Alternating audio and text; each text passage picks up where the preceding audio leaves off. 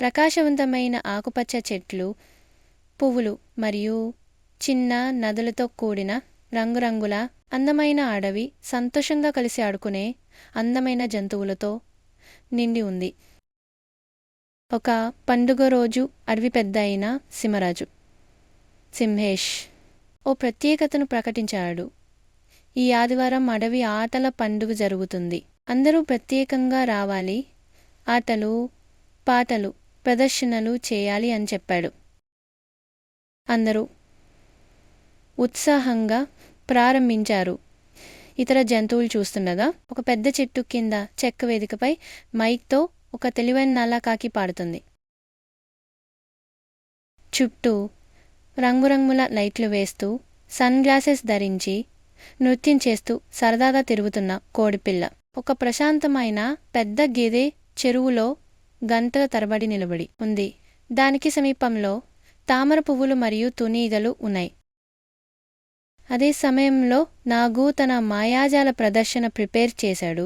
చూడండి చూడండి, నా మంత్రం అని చెప్తూ ఆకుపచ్చదారాన్ని ఎరుపుగా మార్చటం, నువ్వులాంటి గులాబీని తయారు చేయటం మొదలుపెట్టాడు.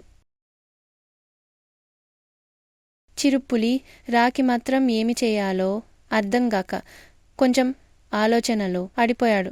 నాకు ఏ శక్తి లేదు, నేనేమి చేస్తాను అని కుంగిపోయాడు. ఆ సమయానికే కాకమ్మ వచ్చి, రాకి, మీ దగ్గర గొప్ప స్నేహశీలత ఉంది, నువ్వు అందరికీ సహాయం చేయొచ్చు కదా అని చెప్పింది. అప్పటి నుంచి రాకి అందరి పనికి సహాయం చేయడం మొదలుపెట్టాడు.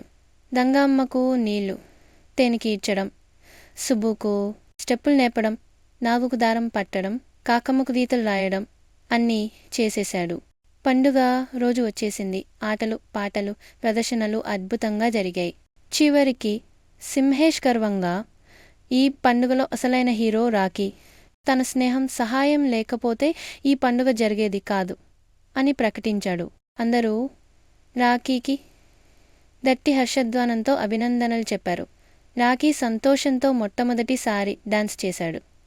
అలా కోకిల అడవిలో జంతువులందరూ స్నేహంతో, ఆనందంతో జీవించసాగారు.